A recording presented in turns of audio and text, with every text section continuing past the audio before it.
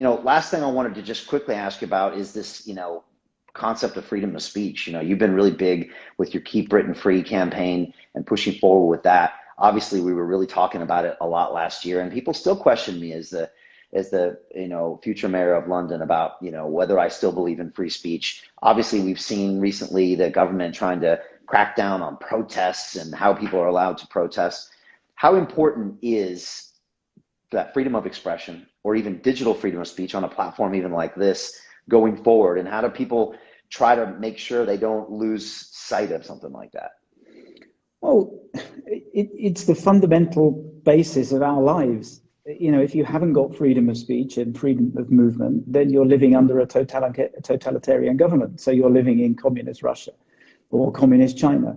And we're not there yet, but if we're continuing going down the path, and people say, well, you're allowed freedom of speech, but you're not allowed hate speech, or you're not allowed certain types of speech. Well, that's the whole purpose of freedom of speech. Because if you're only allowed to say things that other people agree with, then you haven't got any freedoms. And you always, you think, people use the straw man argument. Oh, so should people be allowed to say you should go and murder someone? No, of course, that's against the law. That's incitement to violence. It's nothing to do with free speech. But if people can't realize it, I think, because it feels as though it's the right thing to do, to clamp down on certain types of speech. But you always have to ask yourself, who's the arbiter? Who's the person who says you're allowed to say this or you're not allowed to say that?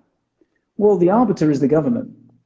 So the minute the government doesn't want you saying something, so I had this, the government doesn't want me talking about whether there's a problem with vaccinations or not. And, maybe there is, maybe there isn't, who knows? But time will tell.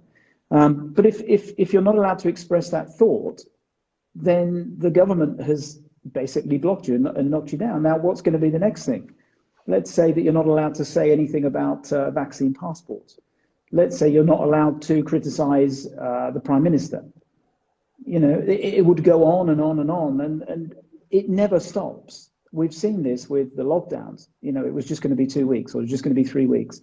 And we're, 15 months down the line, and now we're talking about vaccination passports. Otherwise, you can't move anywhere or go to the supermarket. That's what happens. It's piece by piece by piece by piece.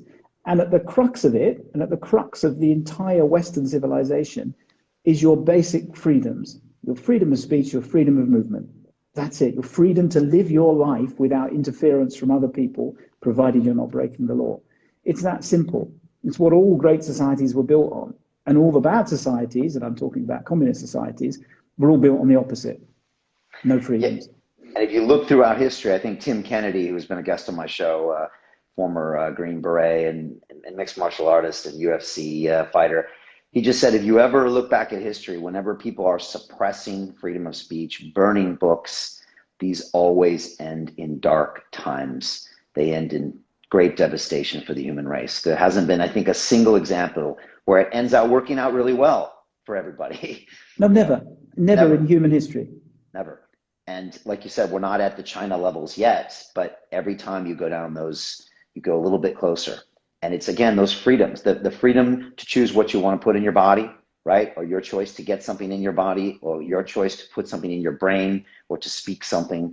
These are the basics. And when a government, or God forbid, a technology company, which can be more powerful than the government, starts to say that, then there's a real problem. And freedom of speech is supposed to be uncomfortable, because it's supposed to be, again, it's freedom of speech if it makes you feel uncomfortable and goes against what you think. So when people advocate for freedom of speech, you have to be advocating for people saying things you don't want to hear.